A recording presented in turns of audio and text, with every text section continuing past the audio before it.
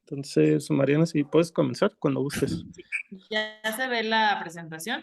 Sí, ya la veo. Sí, se ve. Ok, entonces, buenas tardes a todos. Yo soy Mariana Gómez Abraham, residente de Medicina Interna, y hoy vamos a hablar del tema de neumonía adquirida en la comunidad. Bueno, este es un tema muy importante, pues ya que es una de las infecciones más frecuentes a nivel mundial. Hay múltiples guías, mucha información bibliográfica al respecto. Entonces, cada fuente más o menos es que tiene su propia definición de neumonía, no hay como una definición estándar. Por ejemplo, en un artículo encontré que la neumonía adquirida en la comunidad se define como una infección respiratoria aguda común que afecta tanto el árbol traqueal distal así como los alvéolos. En UpToDate la definen como una infección aguda del parénquima pulmonar adquirida fuera del hospital. Y en la CDC la definen como una infección pulmonar, la cual puede causar una enfermedad leve a grave en personas de todas las edades. En cuanto a epidemiología, pues también como les comentaba, es una infección muy prevalente a nivel mundial. Se han hecho pues muchos estudios epidemiológicos al respecto. El Global Burden of Disease en el 2019 calculó una incidencia global de neumonía, siendo esta de 155.4 episodios en 1,000 pacientes mayores de 70 años. De acuerdo también con la EPIC, reportaban una una incidencia de 2.4 casos por cada 1,000 adultos. Y aquí en México se calcula una tasa de incidencia de aproximadamente 144.5 casos por cada 100,000 habitantes. Hay que también tener en cuenta que la mayoría de estos casos ocurre en pacientes que se encuentran dentro de los extremos de la vida, ya sea pacientes pediátricos menores de 4 años de edad, así como pacientes mayores de 50 años, los cuales constituyen más del 71% del total de casos de neumonía, tanto pues Mariana, en México y a nivel mundial. No está pasando A nivel mundial, Mariana, la neumonía adquirida en la comunidad es el tercer lugar de mortalidad y aproximadamente en el mundo de adultos hospitalizados corresponde desde el 22 hasta el 42% pues de los ingresos hospitalarios, teniendo una mortalidad global de hasta el 10%.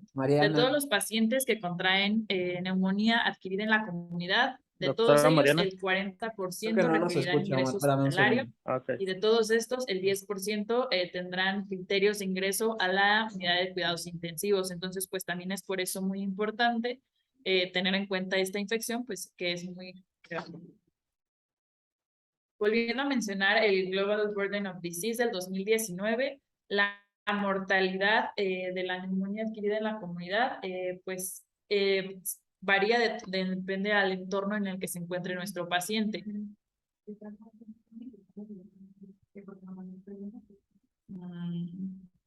Mariana. ¿Ya se ve la diapositiva? Mariana. Estás en modo, ponlo en modo pantalla completa y no estaba corriendo la presentación. Ya se ve es que no se escucha nada. ¿Mande?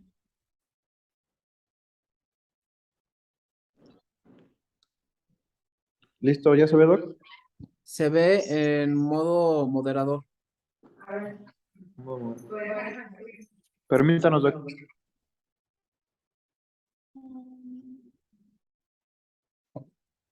Eso, ahí se ve. Y activen el audio, porfa. ¿Ya se ve? Sí. Ah, bueno. Gracias. Bueno, entonces, de acuerdo al Global Burden of Disease del 2019, la mortalidad también pues se estimó de acuerdo al entorno en el que estuviera nuestro paciente. Aproximadamente menos del 1% de los pacientes con neumonía adquirida en la comunidad van a fallecer en su atención ambulatoria. Del 4 al 18% son los pacientes que van a requerir ingreso hospitalario, los cuales van a fallecer, y más del 50% de los pacientes que tengan, que ingresen a la unidad de cuidados intensivos van a tener, pues, tasa de mortalidad. En cuanto a la edad, se calcula que aproximadamente 5% en pacientes menores de 65 años, 8% en los pacientes de 65 a 79 años y 14% en pacientes mayores de igual o más de 80 años. Entonces, para los pacientes geriátricos, que realmente son los adultos en los que, o en el grupo, porque pues como les comentaba, se predominan los extremos de la vida. Sin embargo, como internistas, pues nosotros vamos a ver a los pacientes que se encuentren dentro del grupo de pacientes geriátricos, pues son los que mayor mortalidad presentan. Igual tienen mayor mortalidad aquellos pacientes que tengan comorbilidades. Va a aumentar dependiendo la cantidad de comorbilidades que ellos tengan, siendo un 20% en pacientes con una sola comorbilidad, 42% en pacientes que tengan 2 y pacientes que tengan 3 o más, va a ser arriba del 43% el riesgo de muerte. Y bueno, también cabe destacar que las neumonías virales adquiridas en la comunidad pues también son importantes mencionar dentro de las tasas de mortalidad porque pues se ha visto que tienen alta mortalidad. Por ejemplo, en el 2019 fue la pandemia de influenza por el virus H1N1, en el cual se calculó que hubo aproximadamente 200 millones de pacientes infectados y en la cual hubo aproximadamente 250,000 muertes. Y ahorita, pues, también hemos visto los efectos que ha tenido la pandemia de SARS-CoV-2, en el cual, pues, se han calculado que aproximadamente han sido infectadas o contagiadas 106 millones de personas con arriba de 2 millones de muertes a nivel mundial. Aquí en México se calcula que han muerto aproximadamente 6. Bueno, ahorita vamos a ver eso, perdón. Y esto es relevante también porque, pues, derivado de la pandemia por COVID-19, pues se han hecho modificaciones dentro de las causas de mortalidad aquí en el país. Esto varió mucho, sobre todo al inicio de la pandemia, en la cual, pues, por semanas epidemiológicas nosotros veíamos tanto los pacientes contagiados como las defunciones por COVID. Y en el año, más bien entre el año o periodo del 2020 al 2021, pues se puede ver en la gráfica de la derecha cómo fue que se dio un pico de mortalidad derivado a la infección por COVID-19, que pues se salió de lo que era normal o esperado para la mortalidad anual dentro de los pacientes y pues aquí pues predominaban pues los pacientes geriátricos. Y pues bueno, este también es otra tabla derivada pues de cuando estaba calculándose todo lo que es el COVID, dependiendo por la región y todo, y pues realmente el COVID fue una infección que fue,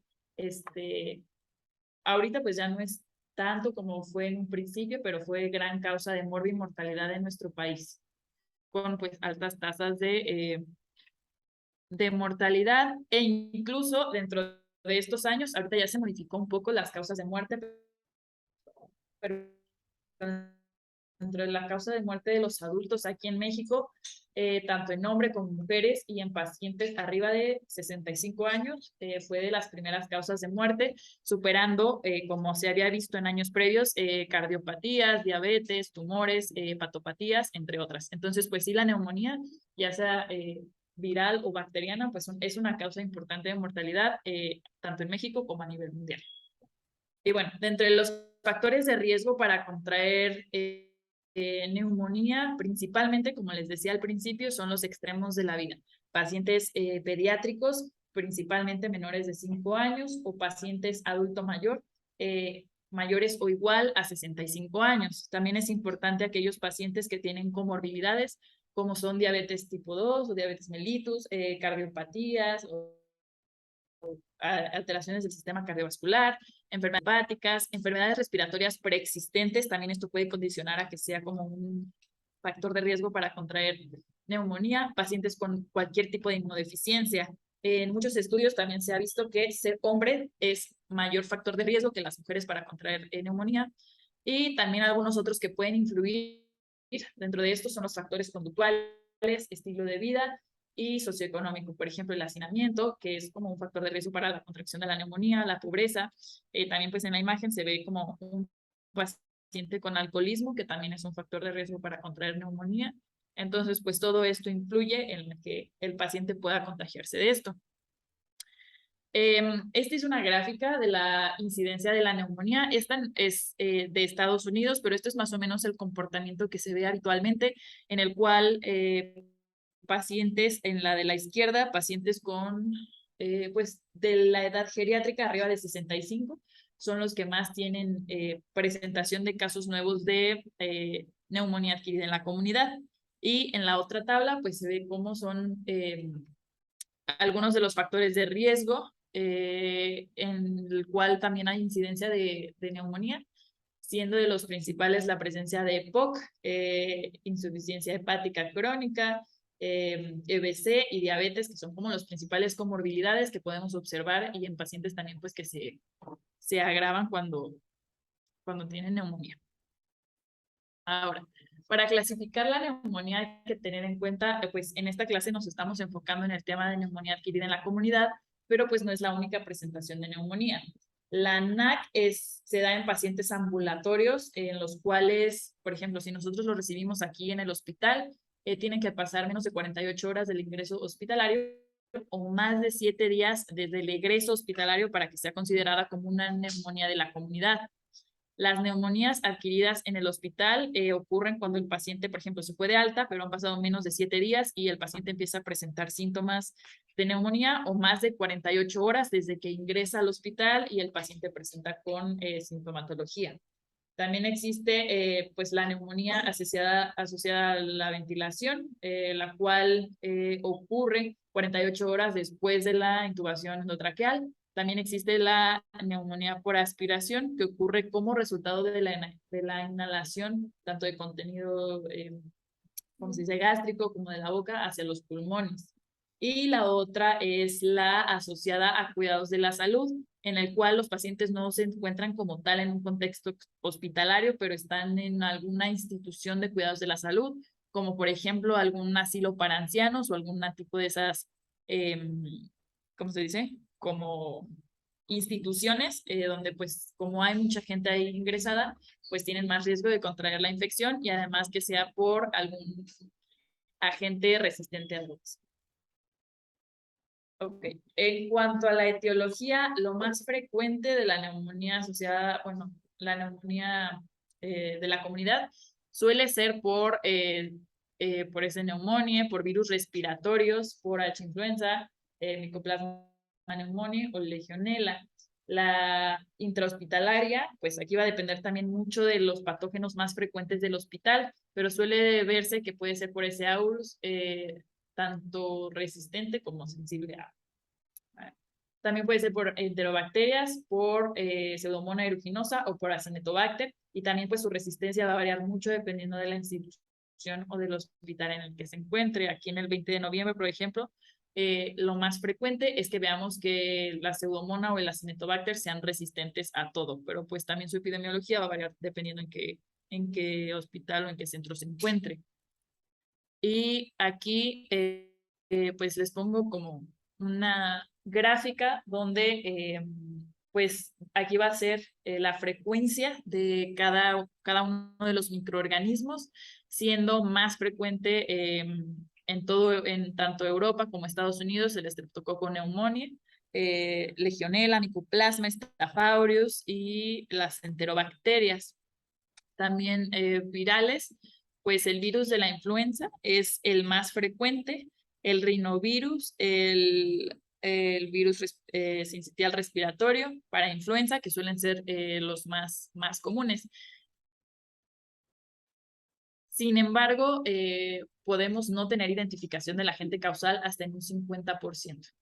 Y en cuanto a, bueno, Streptococcus pneumoniae, históricamente siempre ha sido el más frecuente para las neumonías. Sin embargo, ha ido disminuyendo su incidencia por la aplicación de la vacuna antineumococo, la cual está indicada en pacientes mayores de 65 años o alguno que tenga alguna comorbilidad que amerite que el paciente se aplique, por ejemplo, una esplenectomía.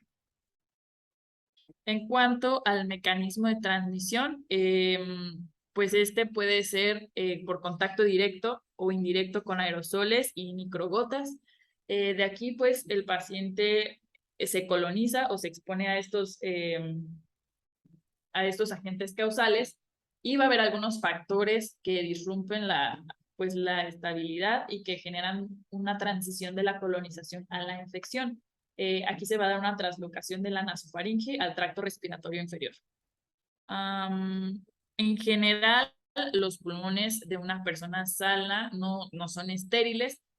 Suele haber una microbiota aproximadamente de 100 tipos diferentes de microorganismos, desde Haemophilus, Fusobacterium, entre otros. Sin embargo, pues cuando se llega, o sea, nos estamos expuestos a estos microorganismos, se da una disrupción de la flora normal, y es que se genera, pues, primero colonización y después la infección. Pues dentro de la fisiopatología, el primer paso siempre va a ser la exposición.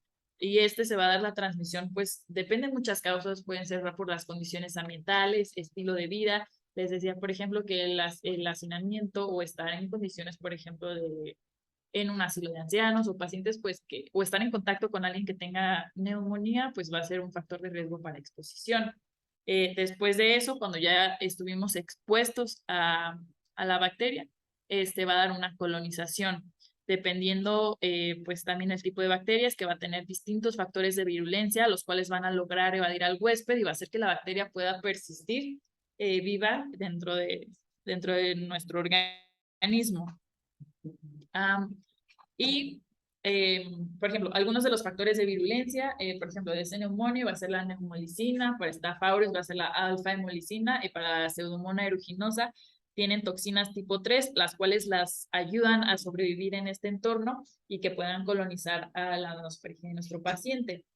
Hay muchos factores que pueden romper, digamos, la homeostasis pulmonar y que hagan que nuestra colonización pase a ser infección, por ejemplo, inmunosupresión, pacientes que tienen diabetes o que tienen algunas otras comorbilidades, o por ejemplo los extremos de la vida, que también son factores de riesgo para un estado, más bien un sistema inmune que no funciona al 100%, pues va a romper esta homeostasis, y es que el paciente va a pasar de ser colonizado a tener ya la infección. Dentro del cuadro clínico, los síntomas típicos de la neumonía principalmente bueno, va a variar mucho dependiendo del grupo de edad, pero suele verse la fiebre desde un 28 hasta un 80%, la tos puede presentarse hasta en un 41%, puede haber disnea y dolor pleurítico desde un 5 a un 30%, presencia de tos con expectoración, el esputo está en un 30%, y alteraciones del estado mental en un 32%. Cabe destacar que pues no todas las neumonías van a presentar, no todos los síntomas, incluso puede haber presentaciones donde no se vean estos síntomas, y cuando no se considera como una neumonía atípica, la cual suele tener una presentación como un cuadro insidioso. Pero pues, por ejemplo, aquí esta es una imagen obtenida de la guía de práctica clínica mexicana, en la cual nos dice que debemos sospechar neumonía en todo paciente que presente fiebre, taquicardia, disminución de sonidos respiratorios, sensación de falta de aire y crepitaciones en la auscultación. Nosotros como clínicos, al revisar a nuestro paciente, podemos integrar un síndrome de condensación, en el cual la ampliación se va a encontrar disminuida, la palpación de las vibraciones va a estar aumentada, a la percusión se va a escuchar mate, y a la auscultación vamos a tener un murmullo vesicular disminuido, abolido, y va a haber la presencia de estertores. ¿Quisiera comentar algo, Doc? No, vas muy bien, sobre todo también tomando en cuenta que los pacientes en estado de inmunosupresión o pacientes en el extremo, ya pacientes de mayores de 65 años, pues no van a presentar como tal este cuadro típico, pero creo que lo vas a comentar más adelante, ¿no?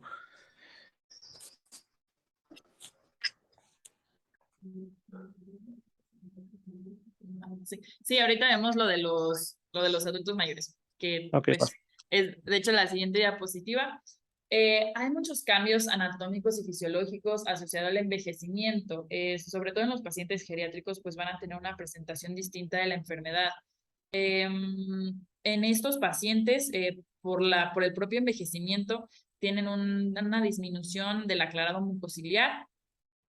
Estos declinan la función pulmonar, disminuye la elasticidad de la caja torácica, disminuye la fuerza de la musculatura respiratoria, del reflejo de la tos. Eso también es importante porque si bien la tos es como un síntoma pues muy frecuente dentro de la neumonía, no todos los pacientes geriátricos que tengan neumonía van a presentar tos.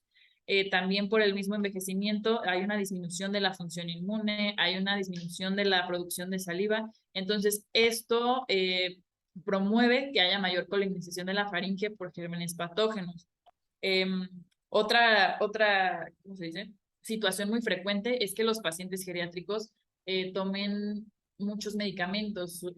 Generalmente en las consultas, pues siempre les suman como el omeprazol.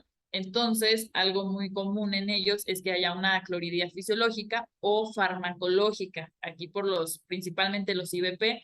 Entonces, esto genera que haya mayor proliferación de bacterias en contenido gástrico. En ellos, pues tenemos que tener en cuenta que va a haber síntomas y signos inespecíficos de la neumonía. Ellos pueden presentar, lo más común es un cuadro confusional con un deterioro funcional agudo. Pueden presentar anorexia, incontinencia urinaria, hipotensión o puede asociarse con su síndrome de caídas que esté aumentado. Y también hay que tener en cuenta que no todos van a presentar la típica fiebre que es mayor a 38.3 grados. En ellos puede haber una elevación persistente de la temperatura corporal basal de 1.1 grados Celsius de la temperatura basal. Y en ellos ya podemos considerar fiebre cuando se hace una toma de temperatura oral de 37.2 grados Celsius o rectal de 37.5. Entonces no tenemos como que casarnos necesariamente con la definición de que fiebre es 38.3, sino que en ellos tenemos que hacer consideraciones especiales y tener en cuenta que pues no van a presentar la sintomatología típica de una neumonía.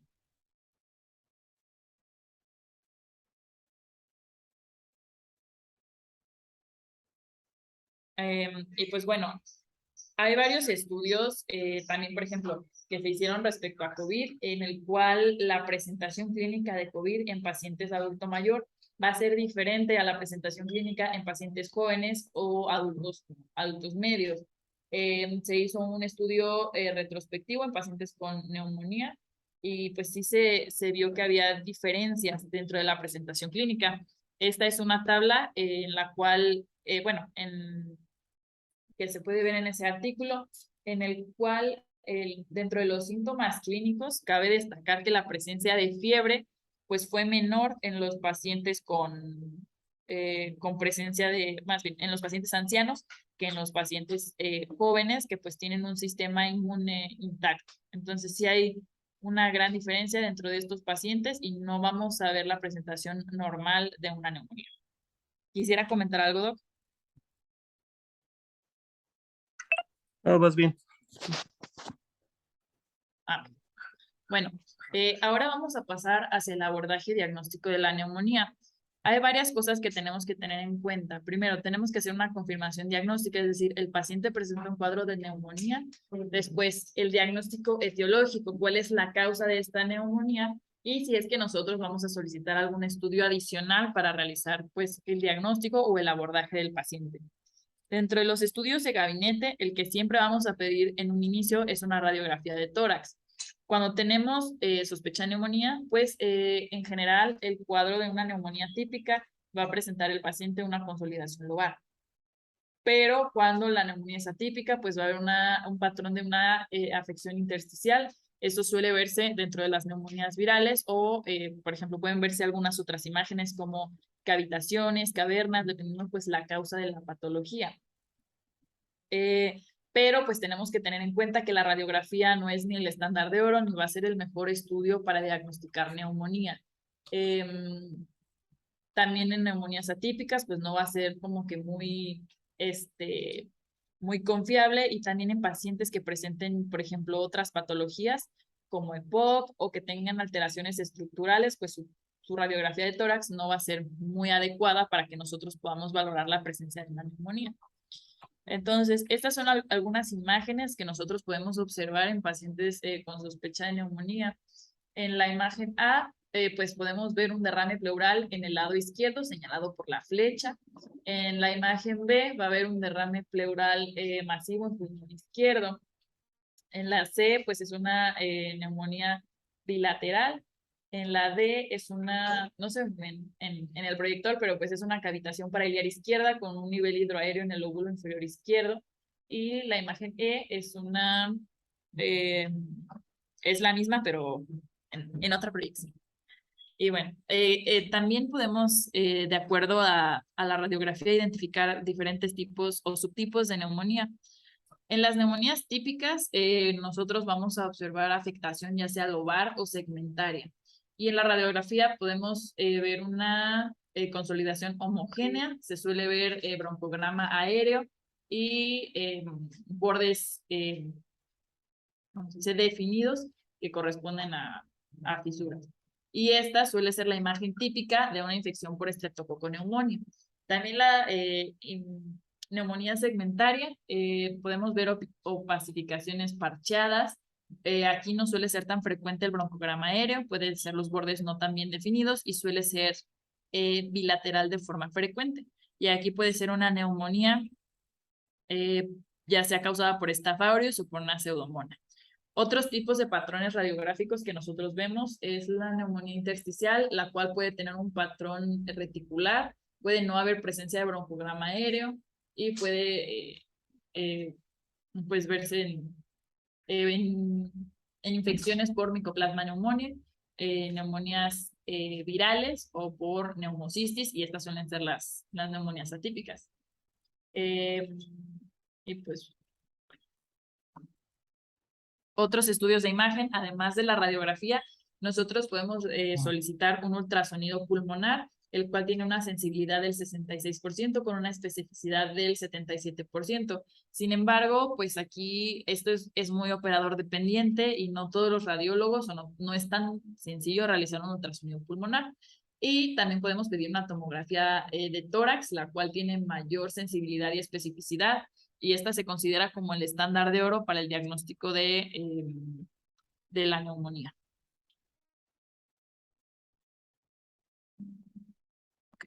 También como parte del abordaje diagnóstico, pues son las pruebas que nosotros vamos a hacer para la determinación de la etiología de la neumonía.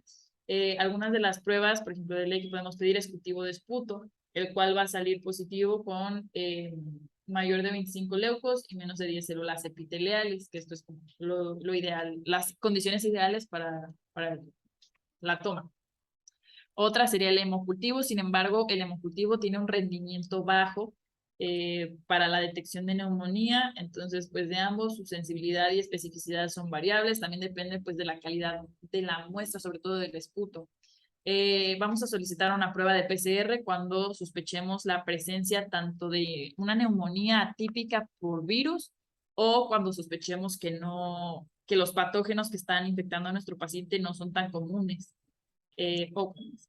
Y otras pruebas que nosotros podemos solicitar son antígenos urinarios cuando hay sospecha, por ejemplo, de legionela, o un film array cuando sospechamos, más bien cuando tenemos un paciente que ya presenta sepsis o pacientes que están inmunosuprimidos. Y pues, todas estas, hay muchas recomendaciones, sobre todo de las guías de la ATS y de la ITSA del 2019. Sin embargo, pues, bueno, lo que yo encontré es que hay que tener algunas consideraciones. Esta guía tiene más de 10 años que se realizó y pues aquí se mencionan estudios cuyos criterios diagnósticos emplean radiografía, pero la radiografía pues sabemos que no es el mejor estudio para hacer nuestro diagnóstico de neumonía. También pues esta guía está basada en pacientes de Estados Unidos, entonces pues no siempre es aplicable a nuestra población. También no tomaron en cuenta pacientes con viajes recientes y también pues no se toman en cuenta pacientes con inmunocompromiso. Entonces, pues sí hay que tomarla con un granito de sal, la guía. En cuanto a la atención GRAM y cultivos, se recomienda que todo esto se realice previo al inicio de antibióticos.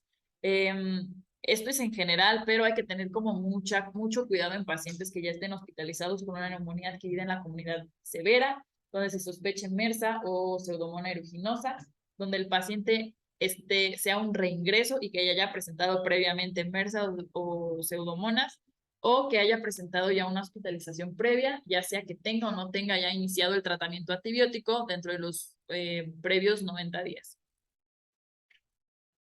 Y bueno, para considerar los criterios de severidad según las guías de la ITSA, para la neumonía grave tenemos que tener en cuenta un criterio mayor o 3 menores. Dentro de los criterios mayores se encuentra el choque séptico con la necesidad de vasopresores o falla respiratoria que requiere ventilación mecánica invasiva. Para criterios menores sería una frecuencia respiratoria de más de 30 respiraciones por minuto, una relación de con fiodos de menos de 250, infiltración multilobar, alteración del estado neurológico, uremia más de 20, leucopenia, trombocitopenia, hipotermia o hipotensión que requiere resucitación con fluidos. En pacientes hospitalizados se indica la toma de hemocultivos, pero pues lo ideal es que se tomen antes de iniciar el tratamiento antibiótico. Se sugiere que se tomen en todos los pacientes con neumonía adquirida en la comunidad severa, en los que se están sospechando, ya están en tratamiento, pero pues está siendo el patógeno resistente al tratamiento antibiótico, que hayan presentado infecciones previas con patógenos resistentes o que haya estado hospitalizado en los últimos 90 días, ya sea que ya se le haya iniciado o no se le haya iniciado tratamiento antibiótico. Y pues bueno, esto es importante y se justifica dentro de la guía porque en la neumonía adquirida en la comunidad severa, el retraso de la cobertura de patógenos resistentes trae consecuencias serias como la muerte. Entonces, por eso es la importancia de identificar el agente causal a pesar de ya haber iniciado un tratamiento antibiótico, sobre todo cuando el paciente no está respondiendo de forma adecuada para que nosotros podamos dirigir nuestra antibiótico-terapia específica. Y bueno, otra de las que les mencionaba para detectar en caso de que sospechemos que el paciente presenta una neumonía, ya sea por legionela o neumococo, podemos solicitar pruebas urinarias de antígeno urinario, también recomendadas en neumonía severa o con factores epidemiológicos, ya sea que el paciente haya estado presente en un grupo donde haya habido un brote de este tipo de neumonías o que haya presentado un viaje reciente a zonas endémicas. Entonces, pues, en ello sí está indicado realizar antígenos urinarios. Y las pruebas para la influenza se recomiendan mucho, sobre todo cuando es la temporada de influenza, y se recomienda o se ha visto que pues es mucho mejor la prueba, la PCR sobre las pruebas de antígenos. Y bueno, en cuanto a la PROCA, se recomienda iniciar tratamiento antibiótico cuando nosotros tenemos una sospecha clínica alta de neumonía y ya confirmada con algún estudio de imagen, a pesar de los niveles de PROCA. O sea, no tenemos que basar nuestro criterio clínico ni nuestra toma de decisiones solo con niveles de PROCA. Cuando obtenemos resultados de PROCA con niveles menores a 0.1, tenemos que considerar como una alta probabilidad de infección viral, y niveles mayores o iguales a 0.25 tenemos una alta probabilidad de infección bacteriana.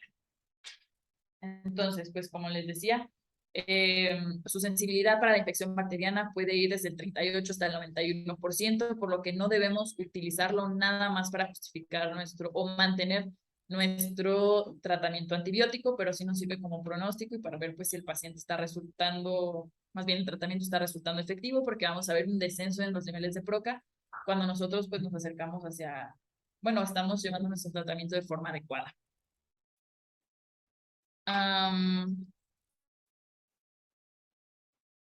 Y bueno, nada más como pues como mención, es que la PROCA se produce como respuesta ante estímulos inflamatorios, principalmente estímulos bacterianos por el factor de necrosis tumoral alfa, la interleucina 1 y 6. Y realmente, pues también tener en cuenta que ante la presencia de una sospecha de una neumonía por causas virales, pues no va a haber respuesta ni tanto de factor de necrosis tumoral, porque realmente los virus lo que hacen es inhibir esta respuesta, entonces no va a haber elevación de PROCA. Entonces, pues no nos va a servir para todos los casos de neumonía. Y bueno, ¿cómo es que vamos a decidir nosotros orientar nuestro tratamiento? Ya sea si nosotros vamos a decidir que el paciente amerita manejo ambulatorio versus manejo hospitalario de la neumonía. Pues principalmente nosotros vamos a utilizar nuestro criterio clínico, vamos a ver la severidad del paciente, pero también podemos utilizar una regla de predicción clínica validada que es de preferencia la PSI, que es el índice de severidad de la neumonía sobre el CUP65. Ambas reglas se diseñaron como modelos pronósticos en pacientes inmunocompetentes con neumonía y las cuales nos ayudan a predecir la mortalidad a los siguientes 30 días. El índice de severidad de neumonía pues se realiza, ¿cómo se dice? Hay estudios que validan su uso, el cual incrementa la proporción de una forma segura para que nosotros podamos decidir si el paciente amerita manejo ambulatorio. También hay un estudio clínico aleatorizado que respalda el uso de esta escala para que nosotros podamos decidir el inicio del tratamiento sin empeorar la mortalidad o alguna otra complicación que pueda tener nuestro paciente. Y en la siguiente diapositiva, pues es como los puntos que tiene esta escala, pues dependiendo de cada uno de estos criterios y cómo nosotros vamos a estadiar al paciente dependiendo de la puntuación en clases. La clase 1 y 2 puede ser manejada de forma ambulatoria. La clase 3 requiere que se complete la evaluación dentro de un hospital y las clases 4 y 5 ya meritan estancia hospitalaria, siendo la 5 ya que amerita estancia en la terapia intensiva. Y pues bueno, este también es el CUP 65 pero pues de preferencia deberíamos usar la PCI. Y bueno, algunas de las particularidades de estas escalas es que nosotros podamos disminuir el ingreso innecesario de pacientes que tanto no ameriten estar hospitalizados, como identificar a aquellos pacientes que sí ameritan hospitalización. Pacientes que pueden ser manejados de forma ambulatoria, pues disminuimos en ellos el riesgo de complicaciones hospitalarias, infecciones asociadas a la hospitalización, entonces pues por eso también es importante. Algunas de las limitaciones del PSI es que puede infraestimar o simplificar la severidad en pacientes jóvenes. Y la ventaja que tiene el CUP 65 sobre el PSI es que es más sencilla porque son menos criterios y pues es más fácil de calcular. Bueno, para criterios de ingreso hospitalario, nosotros tenemos que tener en cuenta la gravedad clínica de la neumonía. Y también tenemos que considerar si el paciente, además de eso, presenta algún otro problema médico o psicológico que contraindica la terapia ambulatoria, ya sea que el paciente no esté tolerando la vía oral, que tenga historia de abuso de sustancias, que ya presente deterioro cognitivo. Eso tenemos que tenerlo en cuenta, sobre todo en pacientes geriátricos, que es una de las principales manifestaciones de neumonía, ya sea que además de la neumonía presente alguna otra enfermedad grave y que tenga deterioro del estado funcional. Y para sus criterios de ingreso a la terapia intensiva, sea hipotensión que requiere vasopresores o que esté con ventilación mecánica invasiva. Aquí pues también tenemos que tener mucho en cuenta que a pesar de las escalas, nuestro juicio clínico es el que más nos va a dictar el paso a seguir con el paciente. Y bueno, de acuerdo a las guías de la ATS, de la ITSA y el SmartCop, estas herramientas comparadas con PSI y el CUP 65 van a tener mayor sensibilidad en determinar resultados de la enfermedad que mortalidad. En las guías de la ITSA, de acuerdo al del 2007, pues lo que les había mencionado de los criterios mayores o menores para el ingreso de la UCI, pues estos son un consenso de expertos validados en diferentes países con un metaanálisis que reportan que pacientes que presenten un criterio mayor y 3 criterios menores o sea, se va a estimar que punto, tiene una sensibilidad del 84%, con una especificidad del 78% para predecir quiénes van a requerir ingreso a la terapia intensiva. Y 3 o más criterios menores tienen una especificidad del 91% con una sensibilidad del 56% para predecir el ingreso a la terapia intensiva. El SmartCop es otra alternativa que nosotros podemos utilizar para predecir qué pacientes van a requerir ventilación mecánica invasiva o vasopresores. Y esta tiene una sensibilidad del 79% con una especificidad del 64%. Y pues nos va a ayudar también a predecir si el paciente va a requerir ingreso a UCI con 3 o más criterios. Pero pues aquí hay que tener en cuenta que dentro de esta escala se va a utilizar albúmina, PaO2 y pH. Y pues hay veces en las que no podamos tener esto disponible, entonces, por ejemplo, en centros de salud o cuando estemos haciendo nuestro servicio social. Entonces, tener en cuenta que esta puede ser una de las limitaciones. Y en la tablita de la derecha, pues son algunos de los criterios que se utilizan en esta escala. ¿Cuál es la comparativa entre la escala de la ITSA-ATS contra el SmartCop? ambas, los criterios menores y el Smart Cup son equivalentes. Y pues bueno, hay algunos reportes que refieren que la guía de la ITSA puede tener superioridad, sin embargo, podemos utilizar ambas en este contexto clínico para saber cuáles son los pacientes que requieran ingreso a la terapia intensiva. Y pues, ¿algo que quiera comentar, Doc?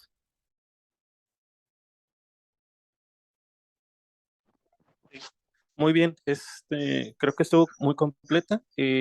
Bueno, varios como puntos a destacar. Bueno, yo creo que en cuanto ahorita como lo expusiste de la neumonía, pues yo creo que no queda algún tipo de duda. La verdad es que es un tipo de infección la cual pues nos tenemos que apegar e individualizar mucho el manejo y sobre todo el diagnóstico de los pacientes. Algo que sí les iba a comentar, que es algo que pues nosotros hablamos mucho aquí con los infectólogos, que pues la verdad nosotros trabajamos muy de cerca con ellos, es sobre todo el bajo rendimiento que tiene el uso de los hemocultivos como prueba diagnóstica, ¿sale? Entonces yo creo que eso estuvo bien de que lo comentara, sobre todo en el contexto de que si no tenemos a veces un panel respiratorio, que es un film array, va a ser muy difícil llegar a ese contexto. Muy importante lo que pones ahorita, que es la identificación rápida de esos pacientes que van a requerir como tal el manejo de UCI, porque a mayor rapidez que nosotros ingresemos a los pacientes a la terapia, haciendo que se asocia con una mayor tasa de supervivencia, ¿sale? Entonces, ahorita no sé si tengas algo más en cuanto a lo de los manejos antibióticos. Sí, sí, Doc. Sí, va. Okay. Bueno, vamos a pasar ahora a la parte del tratamiento antibiótico. En cuanto nosotros tengamos un paciente que tengamos nosotros sospecha clínica de que tiene neumonía y tengamos una imagen que es sugestiva a la neumonía, pues no hay que esperar a que tengamos nosotros una confirmación etiológica, ya sea un cultivo positivo o algo, sino que nosotros tenemos que iniciar cobertura con tratamiento empírico. Tradicionalmente, los microorganismos que más se han visto relacionados o que causan neumonía suelen ser Streptococcus pneumoniae, Haemophilus influenzae, Mycoplasma, Staph aureus, Legionella, Chlamydia pneumoniae o Moraxella catarrhalis. Ha estado cambiando un poco el orden de estos microorganismos, sobre todo porque la vacuna antineumocócica conjugada pues ha cambiado mucho este espectro. Sin embargo, pues hay muy pocos pacientes adultos mayores que acuden a ponérsela, entonces todavía es un microorganismo importante. Suelen ser menos comunes la presencia del Staph aureus MRSA y la Pseudomonas aeruginosa. Sin embargo, pues también tenemos que tenerlas en cuenta, sobre todo en pacientes, por ejemplo, como les mencionaba, no necesariamente que ya hayan estado hospitalizados, pero aquellos pacientes que viven o conviven con alguien que haya presentado esto, pacientes que están dentro de residencias para adultos mayores, que pueden estar contagiados con estos microorganismos. Ahora, para el tratamiento empírico en el paciente ambulatorio hay diferentes esquemas que nosotros podemos utilizar. En paciente que no presente alguna otra comorbilidad o factor de riesgo para resistencia a antibióticos, se recomiendan las penicilinas. Puede ser amoxi, 1 gramo cada 8 horas, o doxi, 100 miligramos cada 12, el cual pues cubre el espectro de los patógenos más frecuentes de neumonía comunitaria. También en caso de alergias o intolerancia al tratamiento podemos utilizar macrólidos como acitromicina 500 miligramos el primer día y después se hace una reducción del 50% cada 24 horas o clarito 500 miligramos cada 12 horas o 1 gramo si es que encontramos la presentación de liberación prolongada. Y esto también tenemos que tenerlo mucho en cuenta, si nuestra población se pueden utilizar mientras nuestra población tenga un índice de resistencia menor al 25% a estos tratamientos. En pacientes ahora, que sea como digamos lo opuesto, que sean pacientes que sí tengan comorbilidades o factores de riesgo, podemos utilizar ya una terapia dual, en la cual podemos utilizar ya sea amoxi o alguna cefalosporina como cefpodoxima o cefuroxima, combinada con un macrólido, ya sea acitromicina o claritromicina, en las dosis pues, que ya les comenté. Y otro esquema que nosotros podemos utilizar es una quinolona respiratoria en monoterapia, levofloxacino, ya sea 750 cada 24, Moxi 400 cada 24 o venlafaxine 320 cada 24 horas. ¿Cuál es la comparación o las ventajas o desventajas de utilizar monoterapia versus tratamiento combinado? Pues va a depender mucho del contexto de nuestro paciente. Tenemos nosotros que evaluar el riesgo-beneficio del paciente, la epidemiología local, si tiene factores de riesgo para que sea un patógeno resistente o que requiera terapia dual, que presente alguna otra comorbilidad que son factores de riesgo como factores cardiovasculares, historia de infección por Clostridium difficile. En la comunidad la resistencia a las fluoroquinolonas es baja. Entonces, podemos utilizarlas con seguridad, tienen cobertura para agentes típicos y atípicos, tiene una buena biodisponibilidad oral, tiene la ventaja de que puede ser usada en monoterapia y tienen baja tasa de efectos adversos. Si nuestro paciente ya presentó neumonía antes, y ya estuvo tratado con una clase de antibióticos, sugerimos que si esta es la segunda infección, podemos utilizar una clase de antibiótico diferente por el riesgo que haga resistencia o que ya haya hecho resistencia a la bacteria. Ahora, una de las preguntas también frecuentes es que si nosotros hospitalizamos a nuestro paciente, estaría indicada la terapia oral. Entonces, pues tenemos que tener en cuenta que cuando nosotros ingresamos a este tipo de pacientes, pues vienen con microorganismos de la comunidad. Entonces podemos utilizar tratamiento vía oral y dosis altas de amoxicilina se han demostrado que son eficaces en el tratamiento para pacientes hospitalizados con NAC, así como podemos utilizarla de forma ambulatoria. Y esta es una tablita pues de algunas reacciones adversas, así como interacciones farmacológicas frecuentes de antibióticos que se emplean en pacientes adultos mayores. Con ellos pues sí tenemos que tener mucho cuidado, sobre todo porque son pacientes que están multitratados, que generalmente suelen tener estar como se dice, con múltiples fármacos y saber si nosotros le administramos algún antibiótico que pueda interactuar con alguno de sus tratamientos comunes. Por ejemplo, tenemos muchos pacientes adulto mayor que toman diuréticos de asa, hay pacientes que toman benzodiazepinas, pacientes que toman digoxina, los diuréticos ahorradores de potasio. Entonces, por ejemplo, ver con cuáles, o el acenocumarol, que son fármacos frecuentes que nosotros indicamos en el paciente adulto mayor, ver qué interacción puede tener con estos antibióticos. Por ejemplo, el trimethoprim, uno de sus efectos adversos es que aunado con la digoxina aumenta los niveles de digoxina, o aunado, por ejemplo, con la espironolactona puede generar mayor todavía niveles de potasio. El metronidazol disminuye la eliminación del acenocumarol. Entonces, pues sí es importante tener en cuenta todos estos fármacos cuando los combinamos, qué efectos puede tener en el paciente adulto mayor. Y el tratamiento empírico que nosotros podemos utilizar ahora en el paciente hospitalizado, pues va a variar dependiendo de los factores de riesgo que tenga nuestro paciente. Si el paciente no tiene factores de riesgo para agentes resistentes, tenga una neumonía que no sea grave, podemos utilizar un tratamiento combinado con un betalactámico, se sugiere ampicilina sulbactam. Podemos utilizar también alguna cefalosporina como ceftriaxona o cetarolina aunada con un macrólido. Se recomienda también utilizar acitro o clarito. También podemos utilizar monoterapia con quinolonas respiratorias, como les había mencionado, el levofloxacino o moxifloxacino. En caso de que haya alguna contraindicación, podemos utilizar una combinación de un beta-lactámico, como les había comentado, con doxiciclina, 100 miligramos cada 12 horas.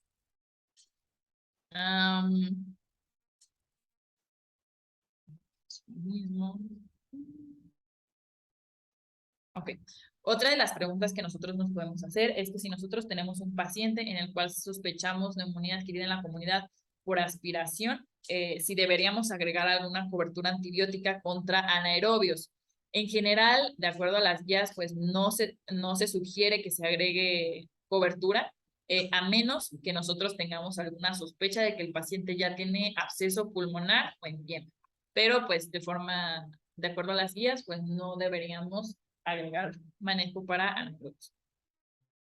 Y en aquellos pacientes que tengan factores de riesgo para patógenos resistentes, sobre todo para factores de riesgo para MRSA, podemos utilizar Vanco o Linezolid. Y si tenemos sospecha de que pueda tener infección por pseudomonas, podemos utilizar algún antiseudomónico como pipertazo, cefepima, ceftazidima, meropenem o imipenem. Y pues también ajustar también a la función renal. Hay una prueba rápida, existe una prueba rápida para MRSA, sin embargo, pues tiene un valor predictivo positivo bajo. Entonces, se sugiere que si es positiva, se inicie tratamiento para MRSA, pero pues también no se recomienda que nada más se tome la prueba rápida, sino también tenemos que tomar cultivos, y en caso de que los cultivos estén negativos, podemos desescalar el tratamiento porque la prueba pues no es tan adecuada. Y ahora, en cuanto a los esteroides no son recomendados en neumonía no grave. Se sugiere que no los utilicemos de forma rutinaria. También se sugiere que no se utilice en neumonía severa por influenza. Y pues aquí nosotros también podemos checar guías como el Surviving Sepsis, en el cual se sugiere el uso de esteroides en pacientes que tienen NAC con choque séptico refractario.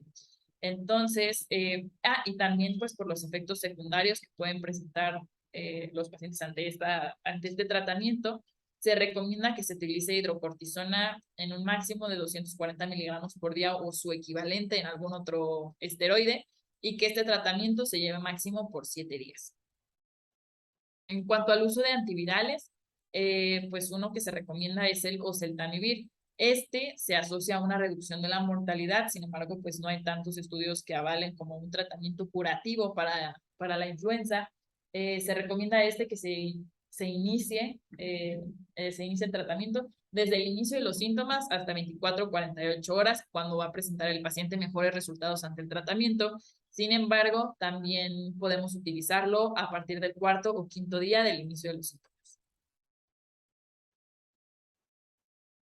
Y otra cosa también importante, pues es que siempre está la duda, ¿no? De que si en pacientes que tengan una neumonía aquí en la comunidad, que tengan un test positivo para influenza, si deberíamos usar antibióticos o no. La respuesta es que sí. Se recomienda el inicio de tratamiento empírico estándar cuando tengamos clínica sospechosa, así como evidencia radiográfica de una neumonía con un test de influenza positivo, tanto en pacientes ambulatorios como en pacientes hospitalizados. La justificación es que, por ejemplo, en el 10% de pacientes hospitalizados por influenza y neumonía bacteriana mueren por infección, entonces son muertes prevenibles que nosotros podemos evitar a la administración de antibióticos. También en pacientes, por ejemplo, que tengan, ya sea que tengan neumonía bacteriana o tengan alguna neumonía viral, que nosotros estemos dándole el manejo adecuado y están empeorando en sus condiciones clínicas, podemos sospechar que haya una sobreinfección, ya sea que, por ejemplo, sea una NAC, que haya una sobreinfección viral o al revés. Entonces, pues por eso es que se recomienda el uso de los antibióticos. Y también evidencia que soporta el uso de antibióticos es que en la pandemia de la influenza H1N1, en el 2019 se realizaron varias autopsias donde se evidenció que había coinfección en los pacientes que presentaban influenza con neumonía bacteriana en aproximadamente el 30% de estos. Entonces, pues podemos pensar que si se les hubiera administrado antibiótico de forma adecuada, pues tal vez podríamos haber evitado el 30%, en algún porcentaje, pues el 30% de estos pacientes que fallecieron.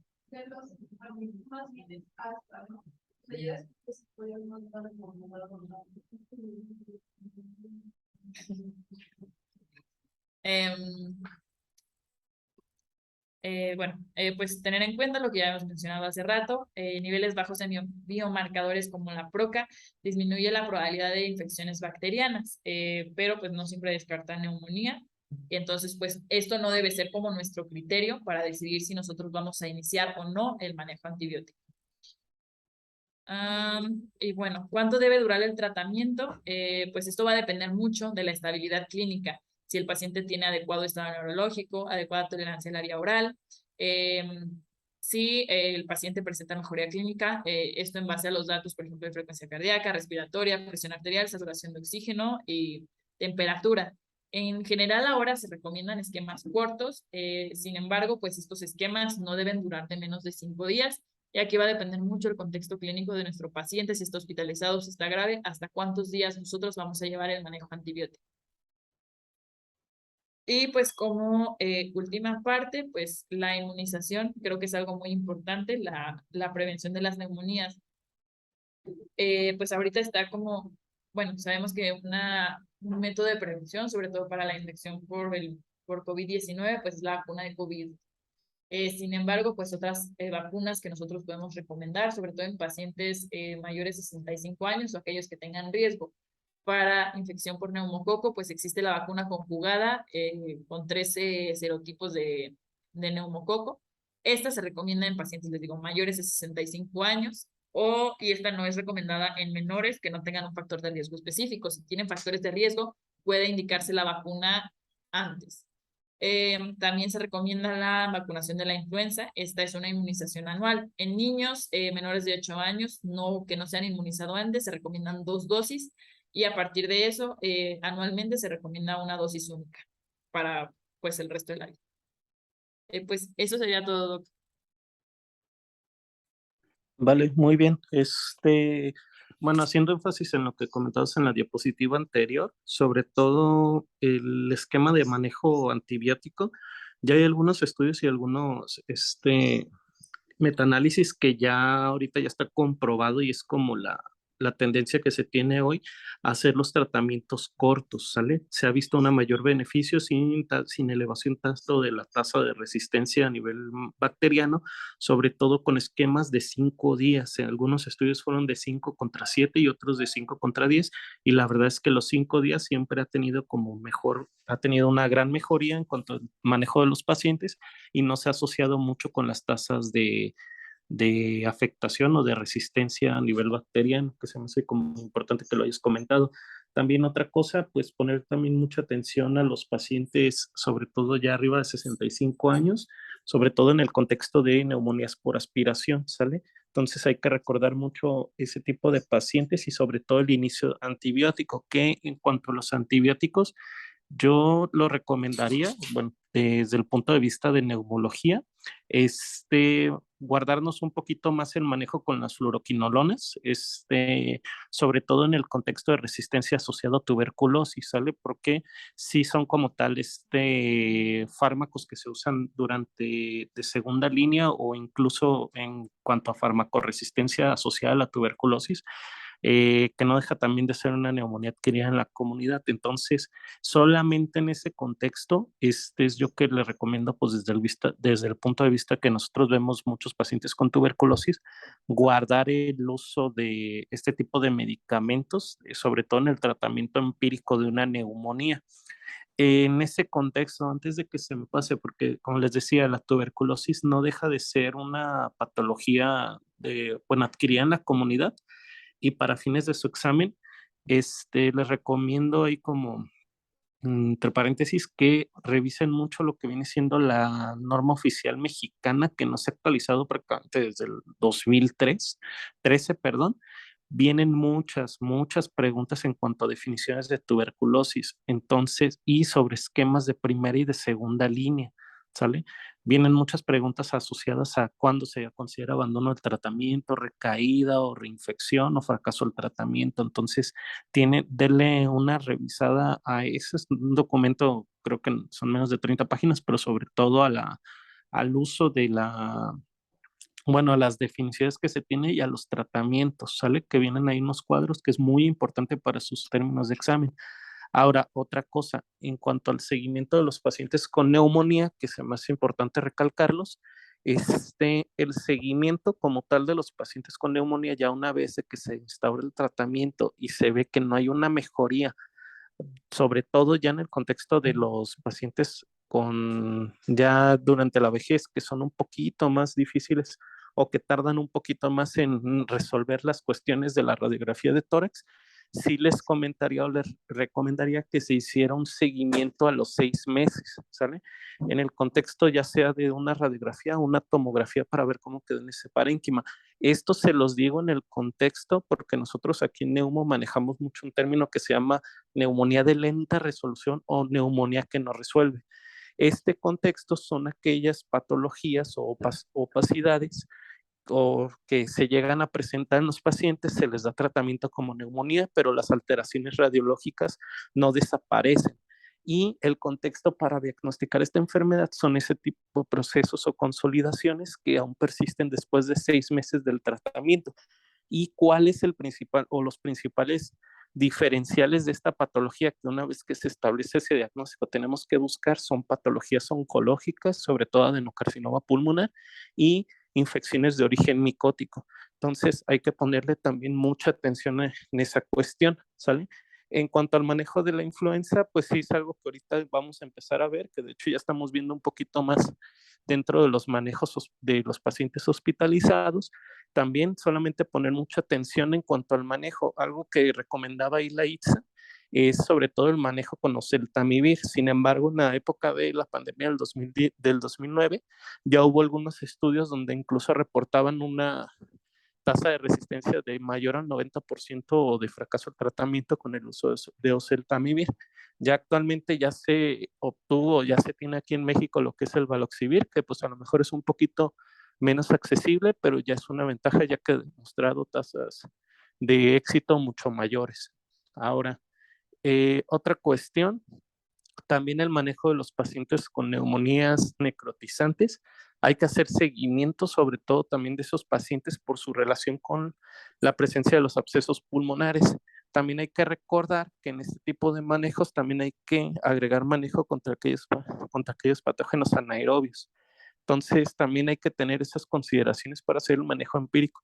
Como les comentaba al principio, pues el caso de la neumonía, pues sobre todo sí va a ser en cuestión del diagnóstico, el tratamiento, mucho apegarnos a lo que viene siendo el paciente. Por eso yo creo que ahorita Mariana lo abordó bien en cuanto a todos los bemoles que nosotros tenemos en cuanto al diagnóstico y el tratamiento de estos pacientes y cómo irnos adaptando al mismo. ¿Sale? ¿Tienen alguna duda o algo? Pregunta. Disculpe, doctor, una Sí. duda. Hace como un mes salió una revisión del CHES, que fue un metaanálisis, en donde referían que el tratamiento con corticosteroides en pacientes con neumonía, ¿sí me escucha, verdad? Sí, sí, sí.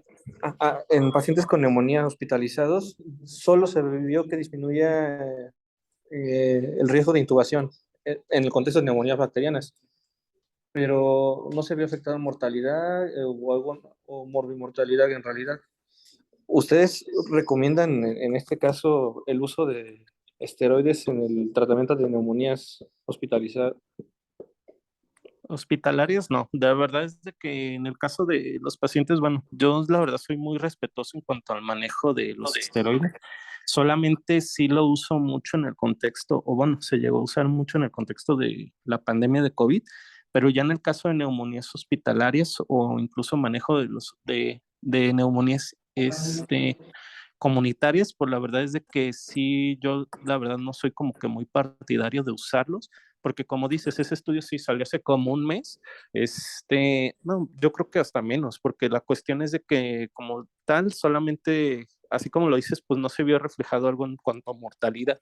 Entonces, yo la verdad ahí no se lo recomendaría tanto el uso del esteroide asociado en el manejo de la neumonía comunitaria o intrahospitalaria, ¿sale? Ahora, ahorita que tocaste también ese tema, nada más creo que faltó ahí una definición, pero la verdad es que no se la comenté a la doctora Mariana por la cuestión de que era neumonía quería en la comunidad. Hay que también, o bueno, yo les recomiendo sobre todo cuando tengan duda de cómo dejar el diagnóstico de algún paciente, hay neumonías asociadas también a procesos posquirúrgicos, ¿sale? Entonces también hay que revisar las definiciones de la EPCO, que son EPCO, es como EPC de casa O, que son del 2015. Son algunas de las definiciones que se tienen en cuanto a complicaciones posoperatorias y ahí vienen algunas definiciones que se han adaptado para la consideración de una neumonía posoperatoria. Como tal, te pide solamente que tengas al menos de la presencia de consolidación y algunos datos clínicos como son la fiebre, leucopenia o el aumento de los leucocitos, sobre todo la edad y algunos criterios también menores. Entonces, también para que lo tomen en cuenta todo ese tipo de definiciones, sobre todo porque sí me ha tocado incluso cuando era residente, que son pacientes que apenas llevan como tal un día hospitalizados, 12 horas hospitalizados y presentan a veces un tipo de infección y pues a veces no hay como una claridad acerca de que si fue adquirida en la comunidad, si se presentó por algún tipo de complicación en el posoperatorio, ¿sale? Entonces, también esas guías de la EPCO les van a servir mucho para hacer sus valoraciones posoperatorias o preoperatorias, ¿vale? Y no sé si tengan alguna otra duda. Mm.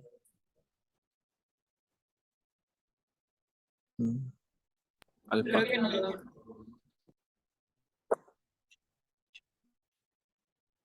No se entendió, Mariana. Ah, que ya no hay dudas. Ok. Pues creo que ya no, Omar. Ok, bueno, entonces si ya no hay dudas, igual ahorita, mañana vamos a ver tromboembolia pulmonar, sobre todo también en el contexto de que vienen algunas preguntas en cuestiones del PUEM, incluso en el manejo de su Consejo de Medicina Interna, que pues, por ahí me han comentado que sobre todo les voy a hacer mucho hincapié en lo que viene siendo la última guía del 2019. La verdad es que en estos 3 años no se ha cambiado tanto. Vamos a ver como aspectos básicos de la radiología y de como tal de la estadificación de riesgo y del manejo. Otra cosa que les voy a agregar es mucho también el manejo de tromboembolia en el embarazo, ¿sale? Hay muchas veces miedo o acerca como tal de esta patología, sobre todo en el cuadro diagnóstico o en el protocolo diagnóstico, que también se los voy a colocar, y también algunas preguntas relacionadas a lo que viene siendo tromboembolia o embolismo de líquido amniótico, que también llegan a preguntarles eso, incluso en sus exámenes. Entonces, mañana vamos a ver eso, ese tema igual también mañana se los doy y pues mañana los veo hasta ahora, ¿sale? Muchísimas gracias, Omar. Cuídate mucho, nos vemos mañana. Muchas gracias a ustedes, que se cuiden. Bye. Buena Gracias, guardia a Doc. todos. Bye. Gracias, Doc. Bye.